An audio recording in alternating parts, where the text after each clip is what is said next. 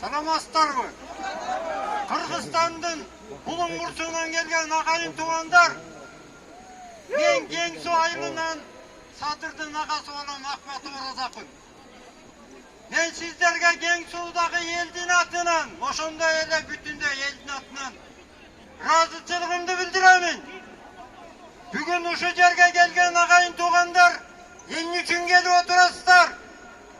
Ушул Садырдын боштондугун тилеп келип атасыздар. Урматтуу агайын туугандар, жогору жактагы айтылган сөз сүйлөгөн агалар, бир туугандар мен айтчу сөздүн баарын айтышты. Урматтуу агайын туугандар, Садырга боштондукту президенттен сурайбыз. Урматтуу агайын туугандар, Садырга боштондук, Boşlandık! Boşlandık! боштондук, Boşlandık! Садырга боштондук.